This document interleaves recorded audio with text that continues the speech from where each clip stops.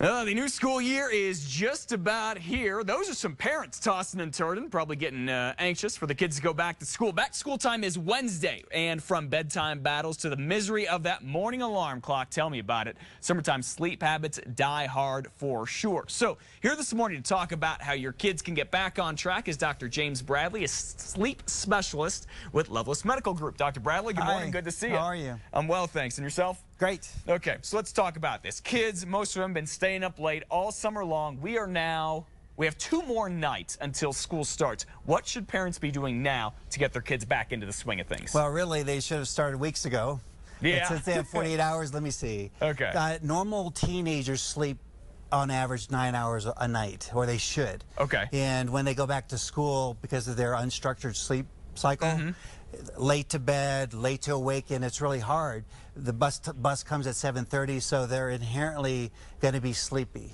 Okay. Normal sleep is 9 hours. They get as much as 7 hours only during the school week. And is that 2 hours that important? 2 hours is very important because attentiveness during school, how they interact with classmates, how they can do their homework during free periods, it's very, very hard. And so their sleep deprivation during the week is very hard for them to deal with. Okay, so what do you do with 2 days left? Is there anything that a parent or a teenager can do at this point, or is it almost too little, too late, and you got to just set the alarm and deal with it? It's a little bit too little, too late. It should have happened weeks ago, but what they can do is provide structure for their child.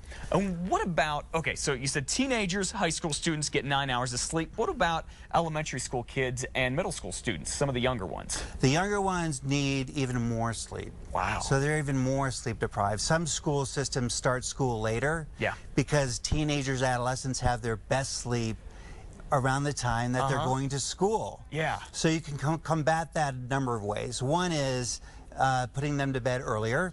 Okay. Of course, you could put them to bed earlier and then they could still have insomnia. They can't get to sleep. Yeah. But you can structure that, and then you could say, get unplugged.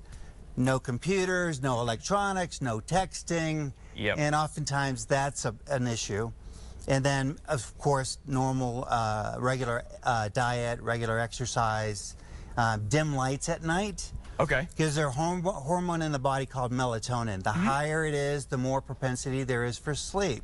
Okay. If I'm have a bunch of light around at night, the melatonin is going to be less, and it's going to be harder to fall asleep. So dim light at night, cool temperature in the sleep environment is helpful for sleep. Weekend. Yeah. You can even take a shower or hot bath an hour and a half or an hour before bed, and as the body cools, it's easier to sleep. Okay, very interesting. You talk about the lights. Does it help when you wake up to go ahead and blast the light then? Yes, early morning light or dim light at night, those are very helpful for that hormone I just talked about. Okay, the melatonin. Yes. Very cool stuff.